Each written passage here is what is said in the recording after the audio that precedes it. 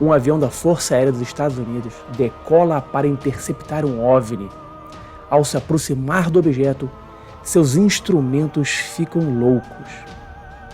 Uma menina vê um objeto voador não identificado pousar. Ele emite um tom, uma nota musical, uma música. Os investigadores então descobrem que essa música foi a mesma utilizada por nós da Terra para tentar um contato com seres extraterrestres. Bom dia, boa tarde, boa noite, boa madrugada, onde você estiver. Eu sou Thiago Luiz Chiquete. Sejam bem-vindos ao canal Desvendando Mistérios.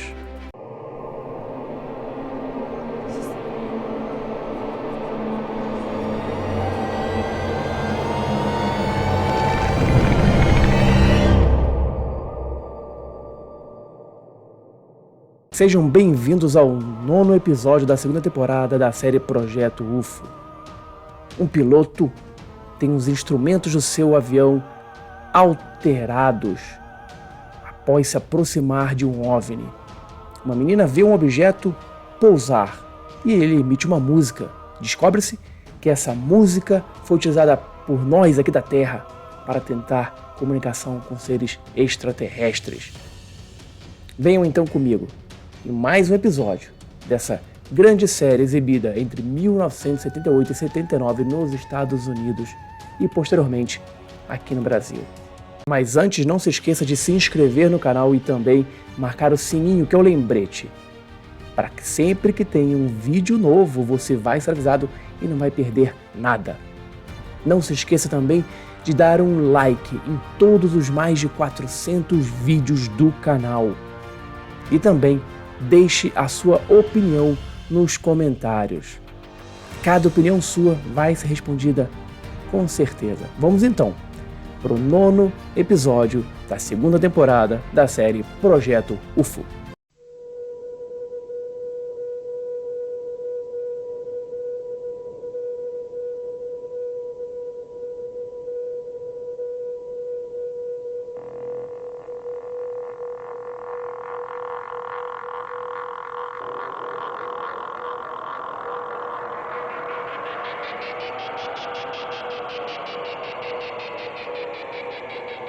These are unidentified flying objects.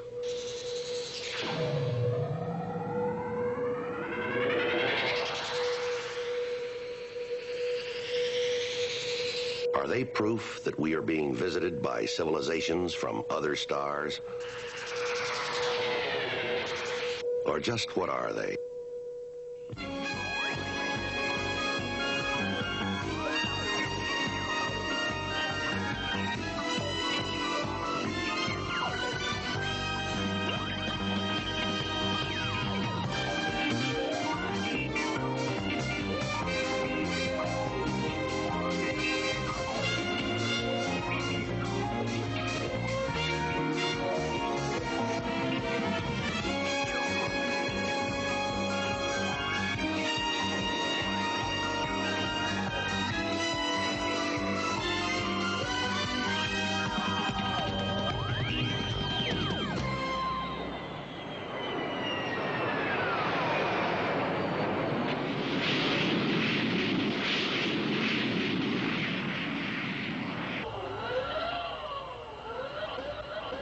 Tango 1, we have an unknown for you.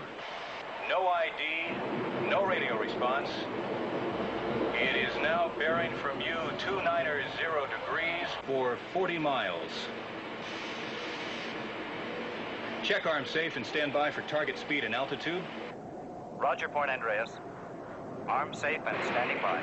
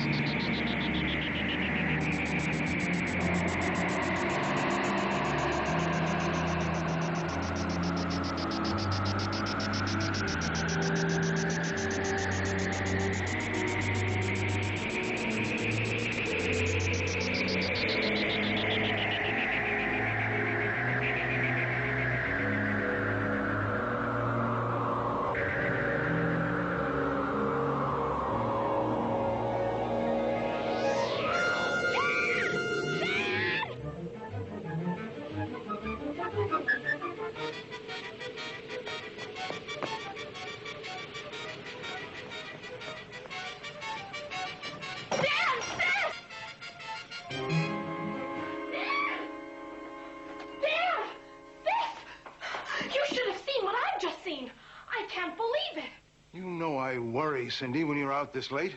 It was a spaceship. You've been at the movies on a weeknight? No, Dad. At the beach. Let me tell you. Tomorrow. It's late, Cindy. Oh, but Dad, it had funny-looking pipes poking out all over it. Oh, Sis, let me tell it. Okay, make it fast. Okay. Right after the rain. It came from around the point, with its lights flashing. Cindy, you can see a lot of pretty strange things during electrical storms. Oh, but Dad, it was real. It stopped right by me, right on the sand. Oh, it was real, all right. I know it was real.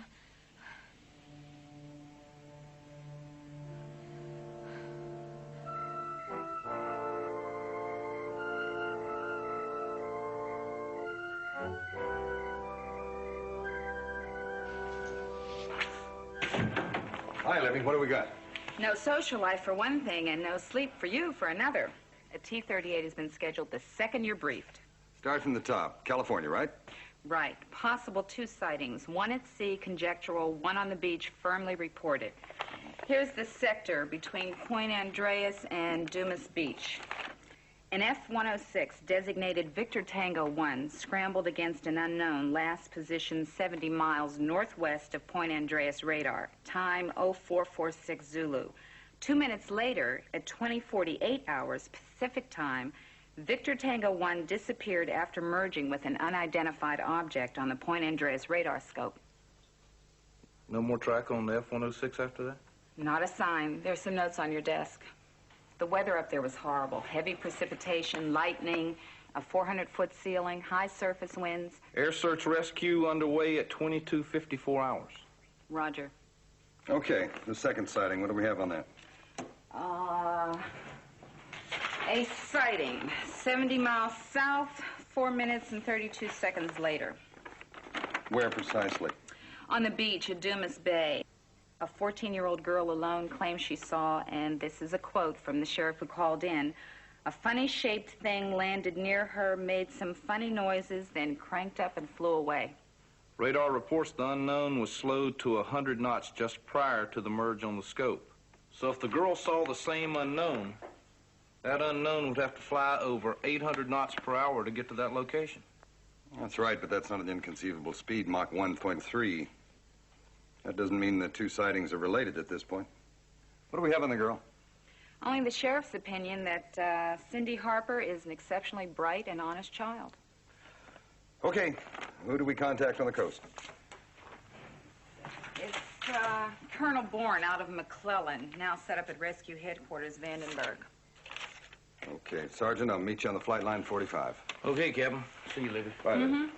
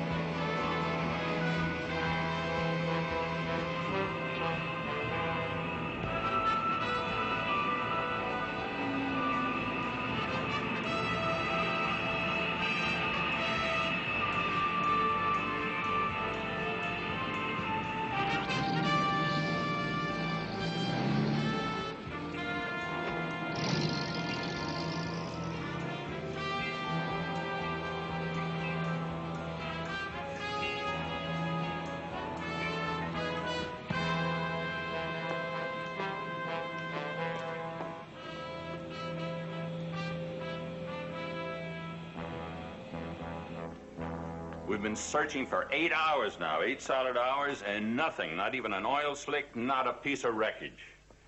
All right, Lieutenant, what have we got? Anything at all? Anything new? Anything good? I'm afraid not, sir. Well, what have you covered? 4 complete grids have been searched, sir. Juliet, Kilo, Lima, Mike. We have 2 to go. India, November. Any repeat? Yes, sir. Beginning with Kilo. I agree. Just make sure that you've got plenty of eyeballs aboard those aircraft. I don't want 1 square inch of that ocean overlooked. Understood, sir. What about that young girl up at Dumas Bay? What's her name again? Cindy Harper, sir. Oh, what does it mean? Any connection with the missing aircraft? Well, we don't know, sir. It's all fiction until we look into it. Many so-called sightings are. Well, what are you doing about finding out? Are you on top of it? Yes, sir. We're going there next. Right now, we'd like to talk to the radar controller. Lieutenant. Yes, sir. See that these men get in touch with the radar controller soonest. Yes, sir. All right, get at it, but stay in touch. We want to find that pilot. Yes, sir. I understand the radar controller's out at the radar site now. They were working on the height finder, sir. Thank you.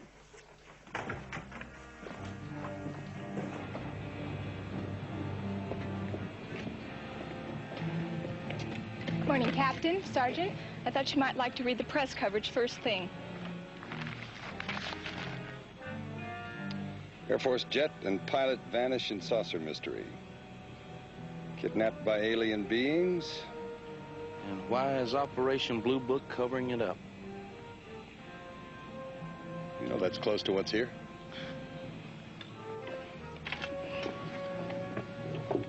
Thank you, Sergeant.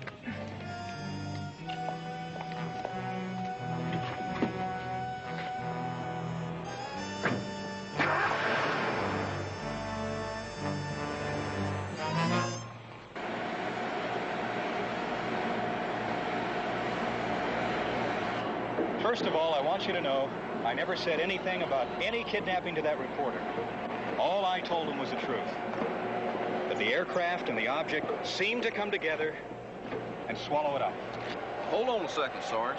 I want to get this all down exactly as you recall it. I got a tape recorder out in the car.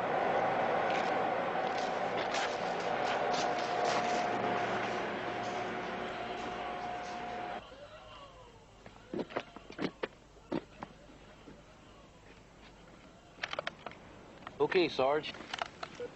Sergeant Anderson and I were on duty.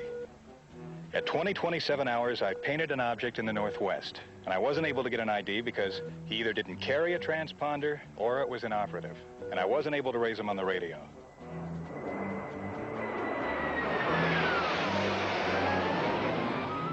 Since he was an unknown, we had to scramble Victor Tango 1 out of McClellan. Point Andreas, this is Victor Tango 1 out of McClellan. Victor Tango 1, this is Point Andreas Control. Go. Point Andreas radar, Victor Tango 1, heading 270, climbing Angels 33. Victor Tango 1, Point Andreas, continue 270.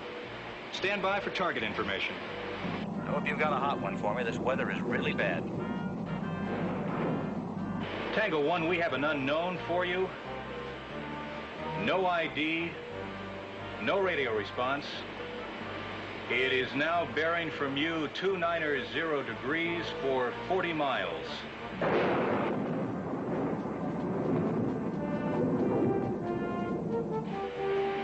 Check arm safe and stand by for target speed and altitude.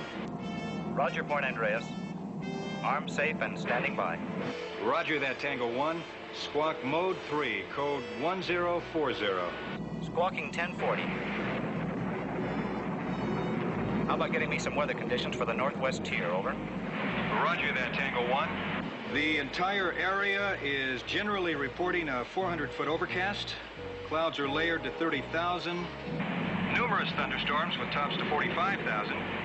And you can expect light to heavy precip and moderate to severe turbulence. There's lightning air-to-air and air-to-ground. Roger, Andreas. It's really a wonderful night to go flying. Victor Tango 1, target ground speed is 380 knots.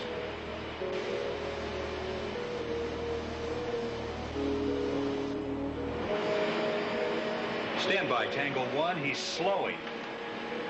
He's now down to 195 knots. Steer 278 degrees. Target is still slowing.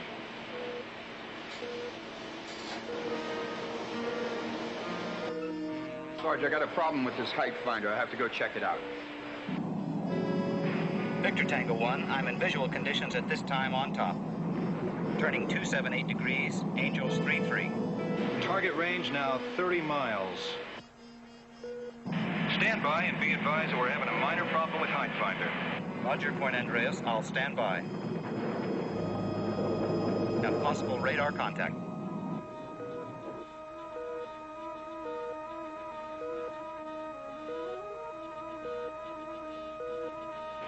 Victor Tango 1, do you have a tally-ho on your bogey? Over. Negative, tally-ho. I have a radar contact closing fast.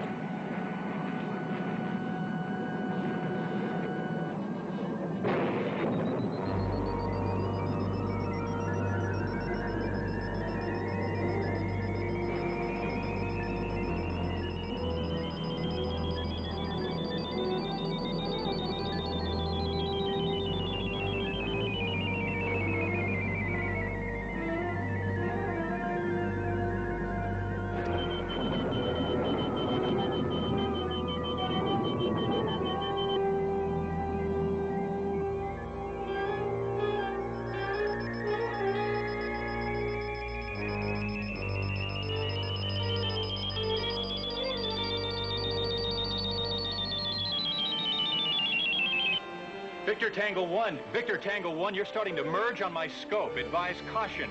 I am unable, I repeat, I am unable to distinguish separation. Over.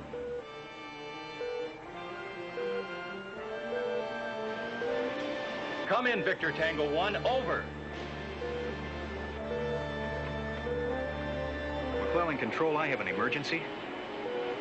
This is Point Andreas. Victor Tango 1 on intercept mission has disappeared from my scope.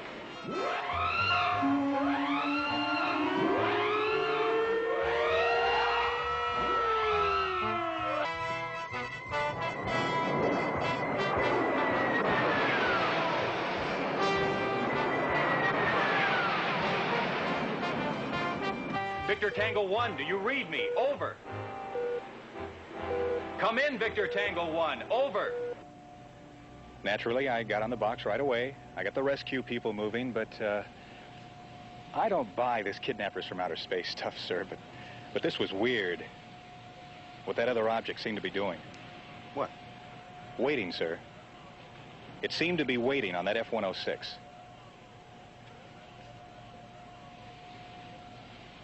May I show you something, sir?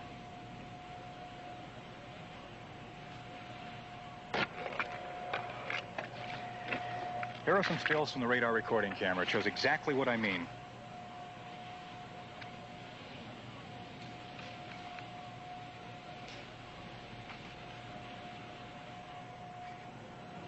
I can't disagree with your reading, Sergeant. Did Anderson witness any of the action from the time you went up to check the height finder and when the interceptor disappeared? No, sir. He didn't come back until a couple of minutes after I activated McClellan Air Rescue. And there was no height finder operative? No, sir. Thank you, Sergeant. Thank you, sir. Thank you, Sarge.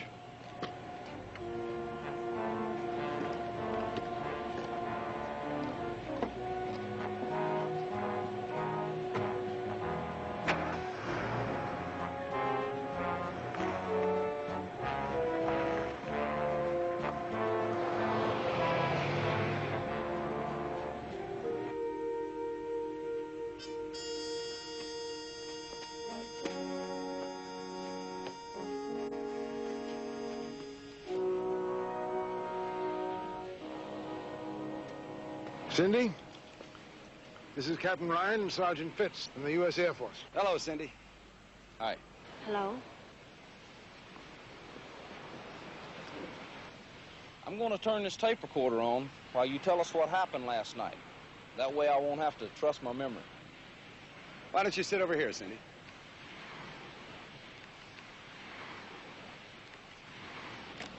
Now try and think how it all started. Well, I guess it all happened because I like to go down to the beach during storms.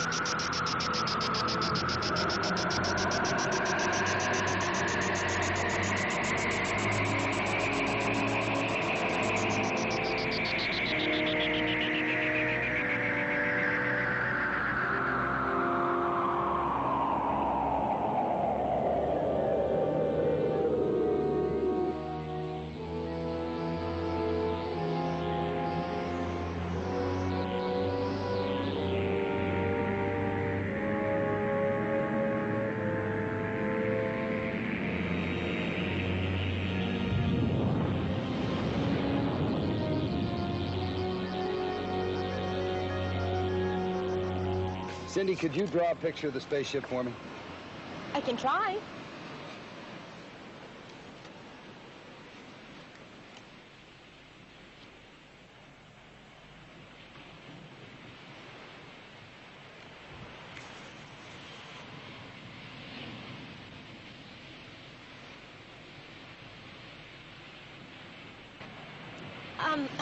I'm not very good at drawing, but it kind of looked like this. That's fine, Cindy. That's just fine. Do you remember what you played on the conch shell? Sure. It wasn't very complicated. Well, do you have your shell here? Mm-hmm.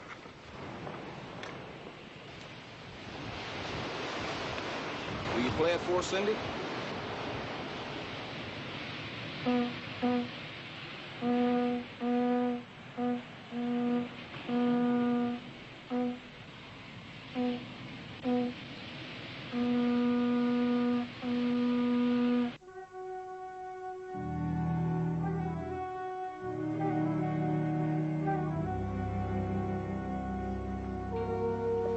Gentlemen, I hope you won't have to be seeing Cindy again. Her mother died 2 years ago. It's kind of hard to keep Cindy on an even keel. She's so active. Anyway, call me first if you do have to come back. Certainly, sir. Thank you, Mr. Harper. Thank you, sir.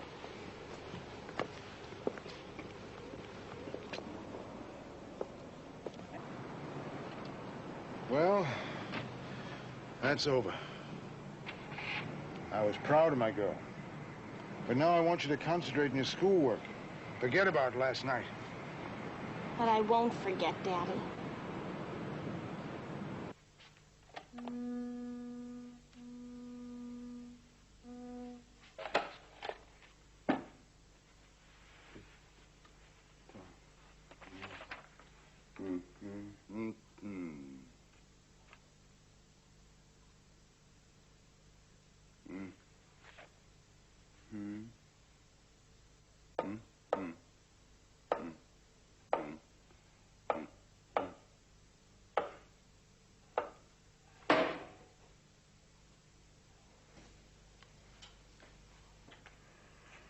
It's so obvious we missed it. A simple Morse code. We've been analyzing chemical codes and radio call letters. Dot, dot. I. Dash, dash. M. Dot, dash. A. Dash, dot. N. I-man. I-man? Hyman. Hey, that rings a mighty loud bell. What? Ever hear of an astronomer named Laszlo? Well, sure. What's that have to do with it? Here it is. Now, this, he took a very wild shot 15 years ago. I ran into it a year or so ago in one of the Astronomy Society bulletins. And it was called Project Iman. I-M-A-N. Let me kind of read this over and get it straight. Well, come on, give. 1420 megahertz, directed beam, Tau Ceti. Tau Ceti.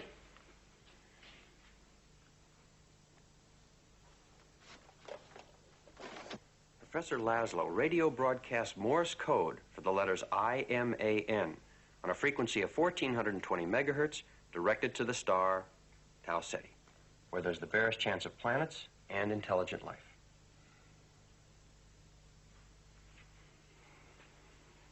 What we're fooling around with is the possibility that Cindy, a girl walking on a beach, received a reply to Laszlo's message? Could be.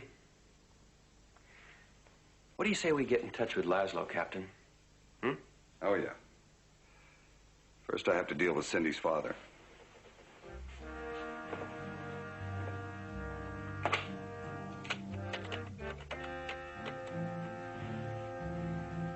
Heavy stuff.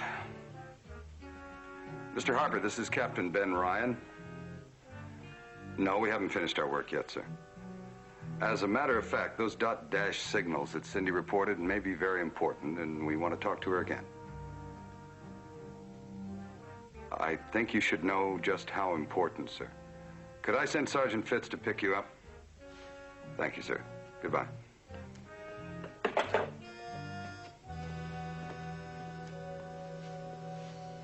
Now, of these nearby local stars, a couple could have planets that might, just might, have intelligent beings living there, Mr. Harper. Tau Ceti and Epsilon Eridani are their names. Now, Laszlo figured if we're looking for life on our own planets, why not look for life on planets of nearby stars? So he picked Tau Ceti. It's a G-type star. It's like our own sun.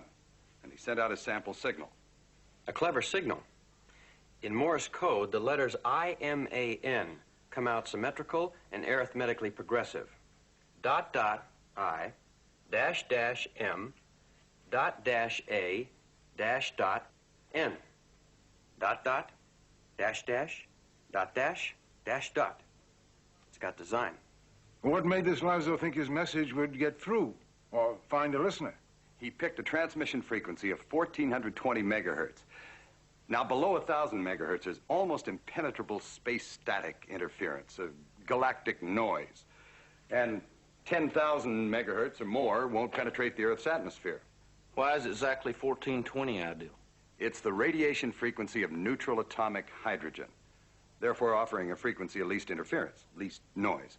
Well, if I follow, then if we listen in that frequency area, it would appear to be natural that others out there would do the same. Correct. So if anyone as advanced as we are, or more, were living on a planetary companion of Tau Ceti, their radio astronomers would most likely be listening on the frequency that Laszlo sent his signal. It's a very exciting possibility. I'd hoped you'd think so. How far away is this star? 10.8 light years. Some 66 trillion miles. Well, Captain Ryan, doesn't that blow the whole speculation into a cocked hat? 10 years for Laszlo's Morse code to get there at the speed of light. 10 years getting back to Earth. 20 years or so round trip, Captain.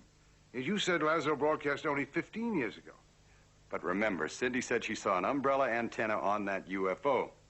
Now suppose that an extraterrestrial spacecraft somewhere between our solar system and Tau Ceti intercepted Laszlo's transmission. That's pretty far-fetched, Captain Ryan. Uh-huh. But in our business, Mr. Harper, it's a waste of time to pursue the negative. We grab at straws, anytime, any place. No matter what people say or print. Is that what you're worried about? Cindy and the papers? Of course. And Cindy interviewed by you men, Laszlo, others. Another thing, how could she possibly know anything about I-Man, Laszlo, all of it? We don't know, and we want to find out. We must. It's one of those straws, Mr. Harper, and we need your permission. That's why we've gone through all this with you. I don't know. Let me add something else. We don't know if there's any connection between the two sightings, Cindy's and whatever the missing pilot was trying to intercept, but we want to be absolutely sure. And I still want to think about it. What kind of a man is this Laszlo? He's a pretty crusty old bird. Thank you. Good day, gentlemen. Goodbye, sir. Harper. Goodbye, sir. Thank you very much for coming.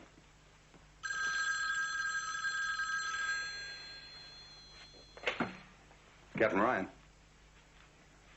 Yes, sir. Of course, sir. We'll be there at 0800 hours, sir. Yes, sir. Goodbye, sir. Okay, gentlemen. Due to the passage of time and the exhaustive search, I've got to conclude that an interceptor man and machine have disappeared without explanation. Now, can you add or subtract anything from that, Captain Ryan? No, sir. But the sighting to the south of the event is still under investigation. Captain, I'm willing to open my mind to anything at this point. As you know, any scenario, repeat any scenario, is worth examining. Now, in view of the fact that a little girl claims to have seen a peculiar flying object within 5 minutes of the F-106 disappearance, perhaps we should consider hostile destruction or other bizarre possibilities. I don't think so, sir. And before consideration of a mid-air collision, you have to take into account the range resolution capacity of the Point Andreas radar. I mean, every intercept mission is by definition a collision course, but at great ranges from the radar, as in this intercept mission, the Andreas primary scope's limitations would paint a merge, even though in actuality the fighter and the target bogey were several hundred yards apart. Affirmative, but where's this leading? Well,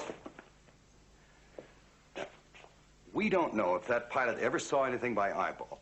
Now, he never reported the lock-on, only a radar target. His last transmission tells us that. Now, you recall, we never had an altitude readout on that bogey from Andreas due to the height finder malfunction.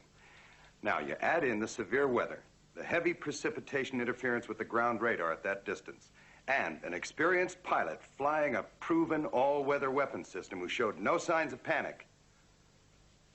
Well, sir, it all boils down to a catastrophic mechanical failure. Mix in a violent ocean, all traces quickly erased. Yes, sir. Meanwhile, we keep on looking. Colonel Bowen. Yeah, he's here right now. It's for you, Ryan. Thank you, sir.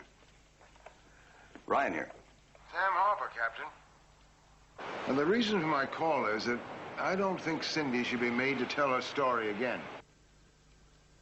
Did you ever hear the really final ending to the tale about the boy who cried wolf? He was never believed again. Went through his whole life as a notorious liar. And that could happen to Cindy. Mr. Harper, the boy in that story was at the mercy of a crowd of village idiots. Now, I'm a professional who's nursed over 200 people through their stories, and no one has been hurt. Now, please, let me bring Professor Laszlo to Cindy's beach this afternoon. There's no risk, sir. Trust me. All right, Captain. This afternoon, then. About 3. Thank you, sir.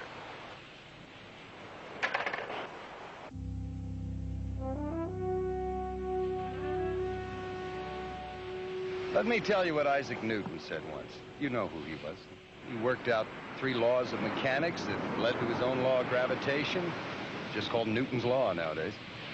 And he was the first man to figure out all the colors that are hidden in plain old white light. Ultraviolet to infrared. And after he did all that, more. Let me tell you what he said when he was an old man.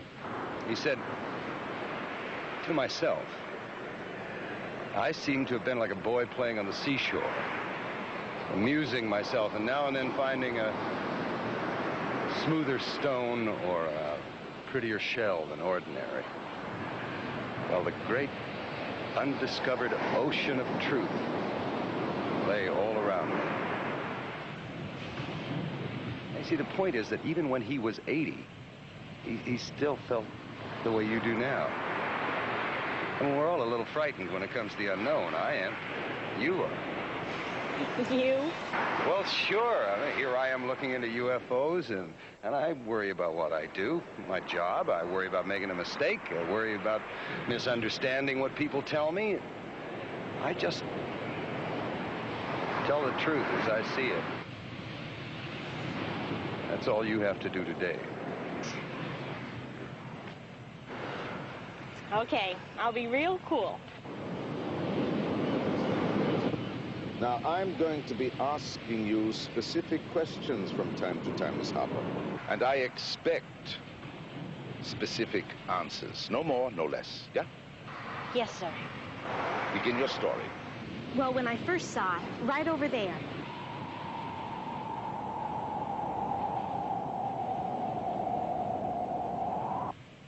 Just a bundle of wires and things going on and going off. Then, when it got opposite where I was standing, it stopped just beyond the waves.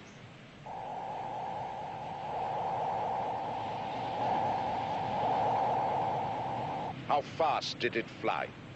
Oh, before it stopped? Oh, very fast. Then it hovered. Hovered?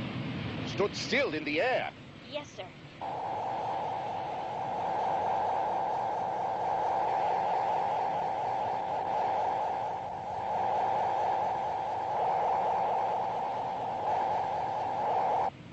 And then it stopped flashing its lights and came up on the beach.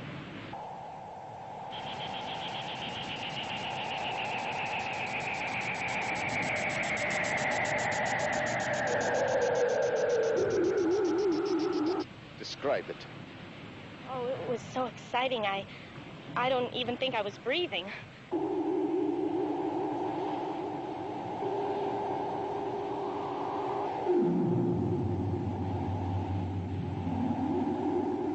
How big was it? I thought it was going to reach out and get me.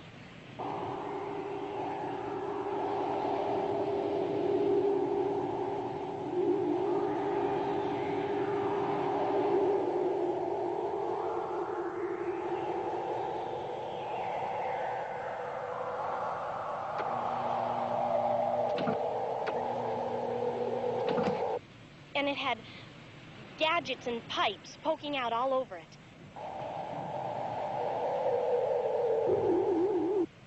And I wanted to touch it, to see if it really was real. You weren't sure it was real, huh? Oh, well, sure I was sure. And then it started sparking and spitting.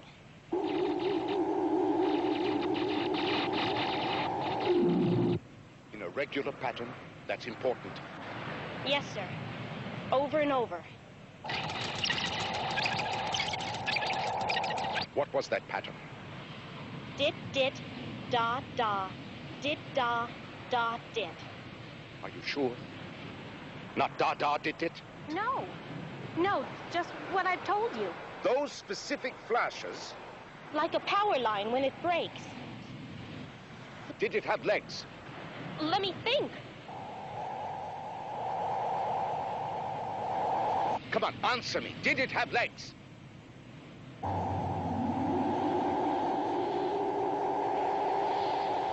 Answer me! Take it easy, Professor. All right. You reported an antenna on that object, yeah? You mean... I mean an antenna. Long arms.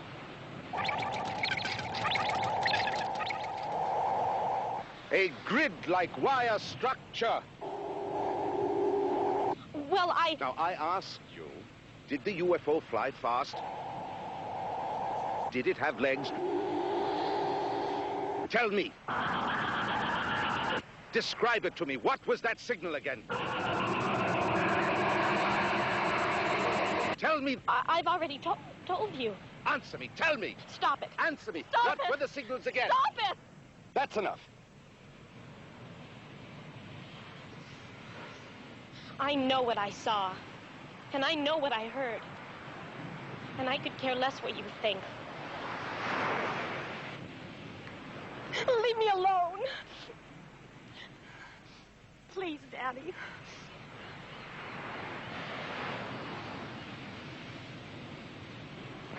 Just like old man Newton. I found a pebble. And nobody else has to see it for all I care. Because I saw it.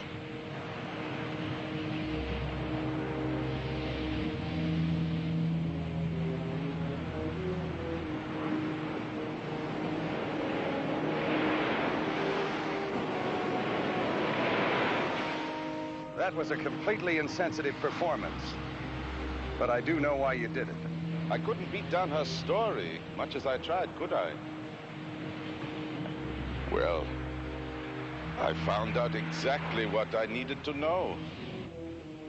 That's why I'm here today, and that's what counts. Me and that signal. You believe Cindy? Of course. What's your conclusion? Well, it won't be of much use to you, because Miss Harper's UFO could have been some fool who had built an odd helicopter in his garage and went around scaring children. Or telekinesis combined with auto-hypnosis. Or my signal to a star has been answered by a spacecraft.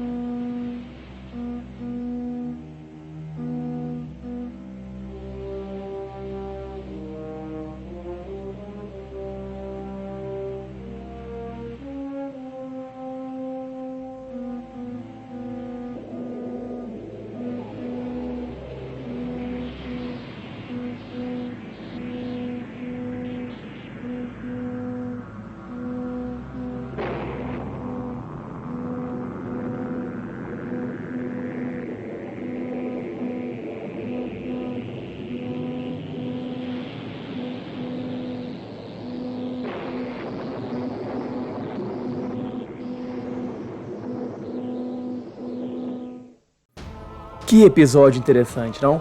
Imagine, nós enviarmos um sinal, uma música, para o espaço sideral à procura de uma civilização extraterrestre. E um ano depois, um objeto voador não identificado reproduz essa mesma música. Será que finalmente vamos manter o contato? Essa série de grande sucesso lá nos anos 70, no final dos anos 70, trouxe esse questionamento a milhões de fãs em todo o mundo. Mas e você? O que você acha? Estamos perto de um contato? Ou não? Ainda falta muito. Quero saber a sua opinião. Deixe aqui nos comentários. Um abraço e até o próximo vídeo.